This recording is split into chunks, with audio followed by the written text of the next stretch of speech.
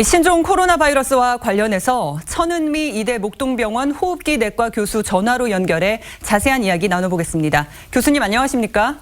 네, 안녕하십니까? 네, 12번째 확진 환자가 49세 중국인 남성으로 일본에서 체류하다가 지난 19일 입국했다고 하는데요.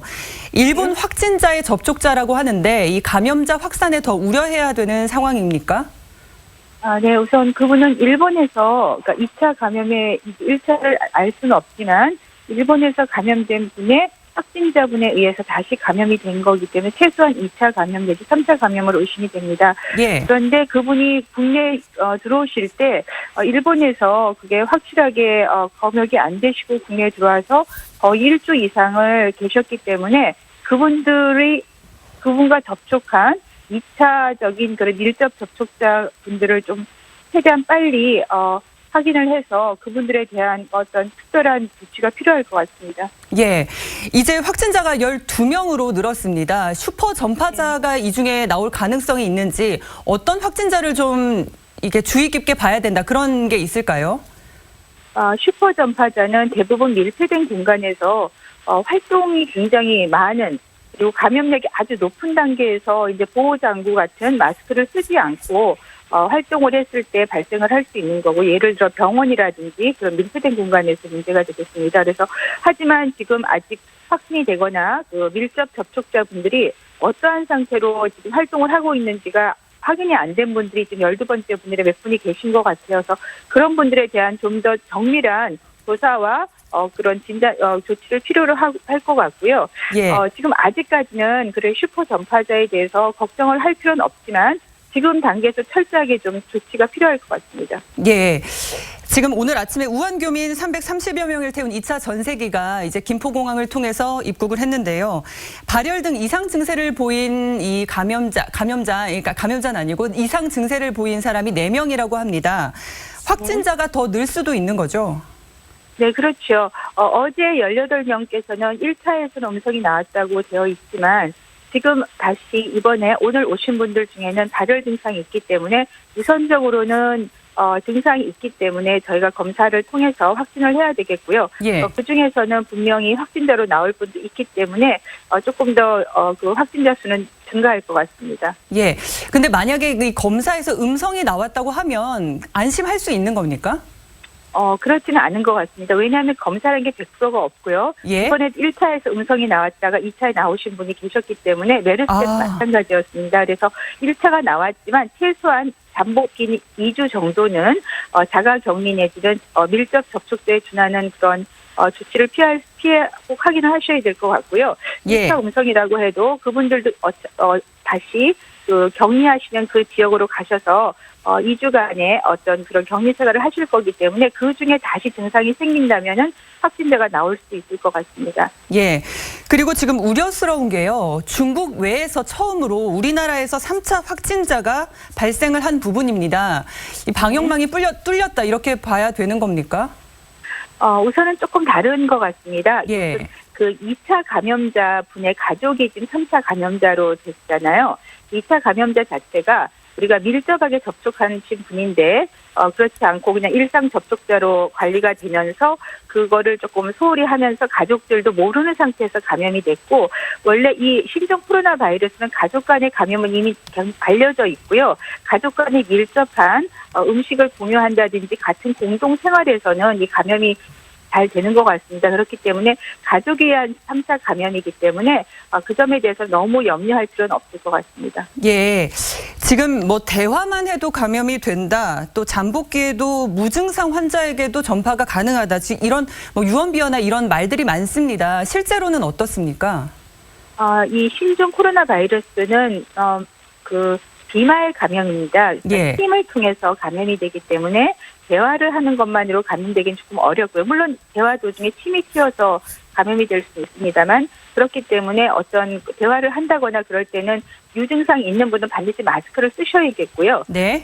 그런 경우이기 때문에 그렇게까지 걱정하실 필요는 지금 없고 무증상자 경우에는 이제 본인이 어떤 그 바이러스에 대한 어떤 면역이 좀 있어서 균이 들어왔는데 본인은 병을 앓고 있지만 증상을 전혀 가지지 않은 경우라서 증상이 없다는 거는 이 코로나 바이러스 특징도 기침이나 발열입니다. 그러니까 기침을 하지 않는다는 거기 때문에 비말 감염을 시킬 만한 기회가 거의 없는 거죠. 하지만 드물게 그분이 본인의 이제 손이나 손을 통해서 코나 입에 있는 그 침이나 타액이 어떤 물체에 묻었을 때 그 물체를 다른 사람이 만진다면은 2차 감염이 될 수 있기 때문에 무증상자라 하더라도 가능한 한 마스크나 손 위생을 철저히 해주시고 누가 무증상자인지 저희가 알 수가 없죠. 그런 경우에는 반드시 손을 씻기 전에는 눈이나 코나 입을 만지지 않는 것이 중요한 예방법이 되겠습니다. 예. 지금 초미의 관심사가 이 신종 코로나 바이러스가 대규모로 확산이 되느냐 그 걱정입니다. 최대 고비가 언제쯤 될까요? 이제 중국에서 명절을 지나고 돌아오시는 걸로 알고 있습니다. 그렇게 되면 고향에 갔던 분들이 대도시로 다시 모이시게 되고 그러면 좀 더 밀집한 인구 밀도 때문에 확산될 확률이 있습니다. 그래서 중국의 영향을 국내도 많이 받고 있고 한 2월 한 달은 조금 확산세가 더 증가할 수 있고요. 그 이후에 3, 4월을 거쳐서 조금 안정세로 접어들 수 있지만 메르스나 사스 때를 보더라도 대부분 몇 개월 이상을 유지를 하고 있기 때문에 예. 당분간은 조금 그 시기를 추측하기는 아직 좀 이를 것 같습니다. 예, 말씀을 간단히 해주셨지만 지금 뭐 밀접 접촉, 일상 접촉 구분도 어렵고요. 지금 조심한다고 하지만 걱정을 안 할 수도 없는 상황입니다. 손 씻기나 또 셀프 백신, 뭐 예방법 이런 것들도 자세히 좀 소개해 주시죠. 네. 이 신종 코로나 바이러스는 신종이긴 하지만 우리가 흔히 앓는 감기인 코로나 바이러스의 일종입니다. 그래서 지금 어떤 사망 통계를 보더라도 대부분이 75세 이상의 만성 기저질환이 있거나 흡연을 하시는 남자분들이 많으세요.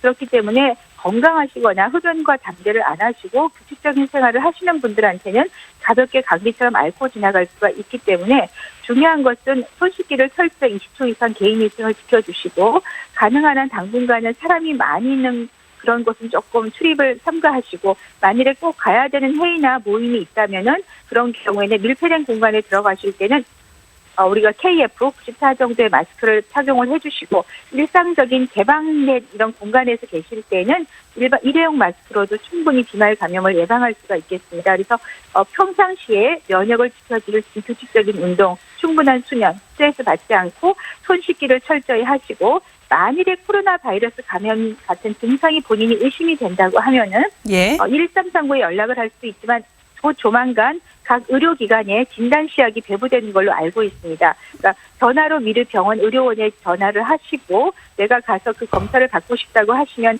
아마 진단이 금방 될 수 있기 때문에 그 점에 대해서 너무 염려하지 마시고 일상적인 개인 위생을 잘 지키면서 이 시기를 잘 이겨내시면 될 것 같습니다. 예, 지금 속보가 들어왔는데요. 국내에 도착한 2차 전세기 330여 명 중에서 7명의 유증상자가 발생을 했습니다. 국립의료원으로 이송을 해서 검사 진행 중이라고 합니다.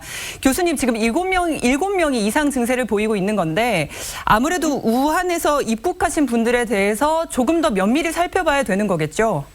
네, 그렇습니다. 증상이 있다는 거는 아무래도 확진될 확률이 높은 거죠. 그러니까 가셔서 아마 검사가 조만간 금방 검사 결과가 나올 거고요. 만일에 1차에서 확진이 안 되는 음성은 나오시더라도 지금 거기 아산과 진천에 그 격리되는 곳에서 2주 이상 관찰을 받으실 거기 때문에 걱정하실 필요 없고 만일에 확진이 되시게 되면 바로 병원으로 전원이 되셔서 적절한 치료를 받으실 수 있을 겁니다. 예, 알겠습니다. 교수님, 오늘 말씀 고맙습니다. 네, 감사합니다.